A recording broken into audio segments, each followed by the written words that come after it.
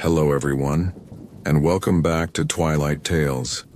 Tonight's story takes us to a quiet corner of the world, where peace and silence are a little too perfect, a place that looks like a painting during the day, and turns into something else, entirely when night falls. Buckle up, because this is the story of the sleepy town with a secret. When Daniel Reeves received a job offer in a remote New England town called Ashgrove, he couldn't believe his luck. After months of city noise, dead-end freelance gigs, and a roommate who never cleaned the bathroom, Ashgrove sounded like paradise. Population, 893.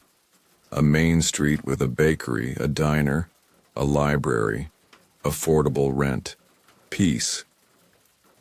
Finally, he arrived on a foggy Tuesday morning, the air crisp and still. The streets were clean, the houses pristine, each yard trimmed to symmetrical perfection.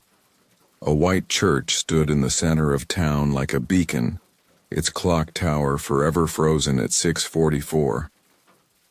Daniel chuckled to himself.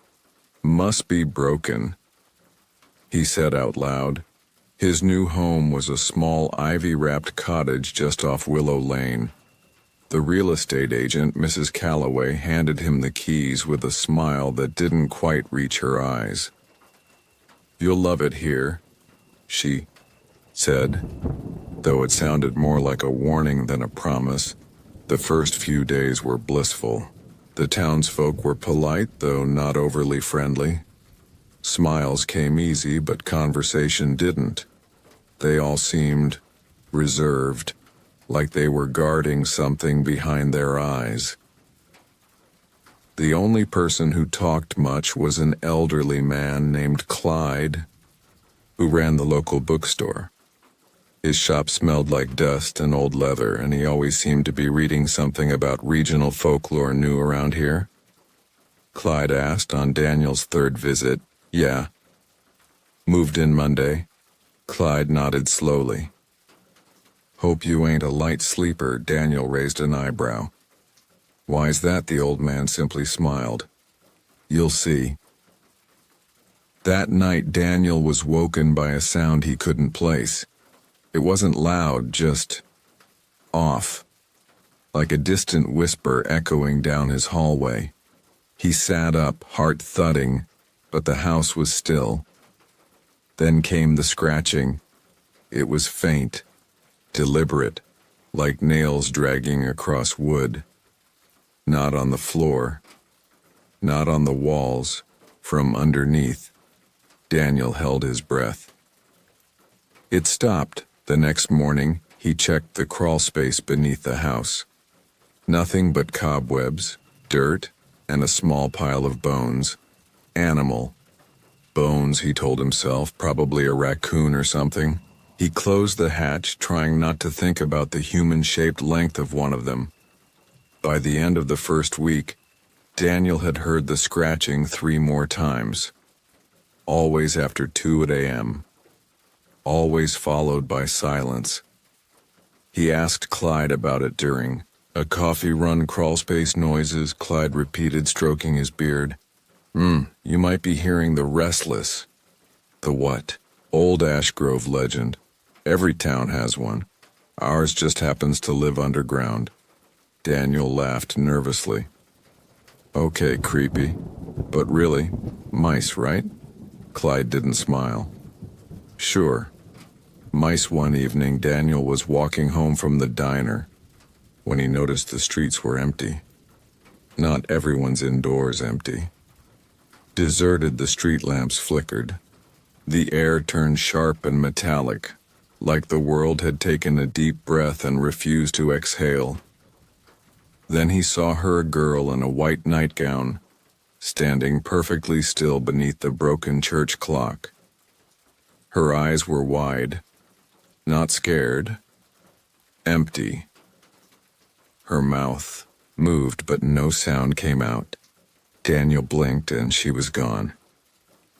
He ran the rest of the way home that night. The scratching came earlier, and this time it was louder. Daniel sat on his bed, clutching a flashlight like a weapon. When he finally worked up the courage to open the crawlspace hatch again, he found a trail of dirt smeared along the wood, leading toward the center of the house and vanishing into nothing. He didn't sleep at all. He went back to Clyde the next day, demanding answers. Clyde sighed. They don't like it when you ask too many questions. Who? The town. The ones beneath it. The restless Clyde pulled a book from the shelf and opened to a page titled The Whispering Vale.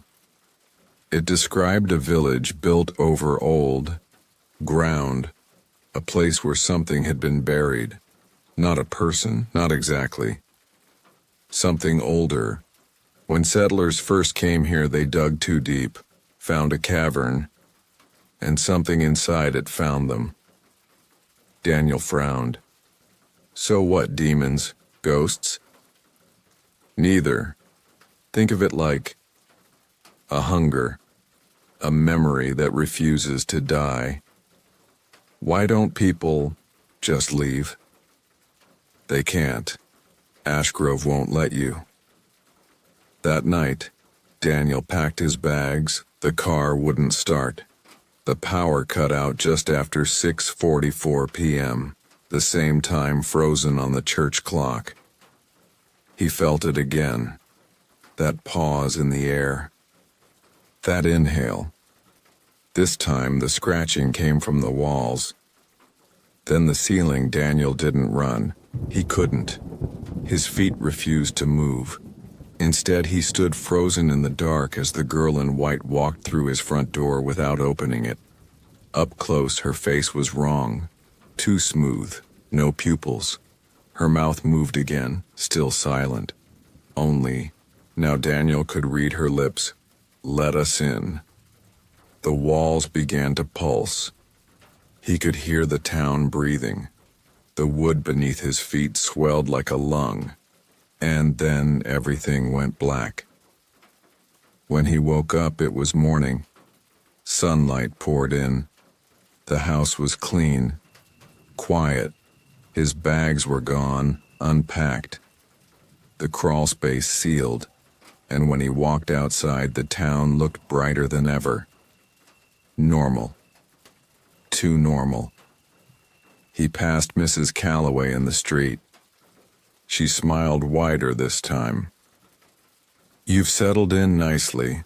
Daniel tried to speak, but the words caught in his throat. He wanted to run, scream, leave. But he couldn't, because now he knew Ashgrove didn't want to hurt him. It wanted to keep him. And so, dear listeners, if you ever find yourself in a town that's too perfect, too quiet, where the clocks are broken and the people are polite but hollow, don't unpack. Don't make friends.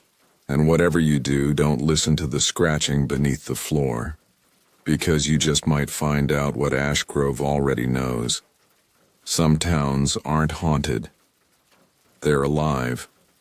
Thanks for tuning in to Twilight Tales.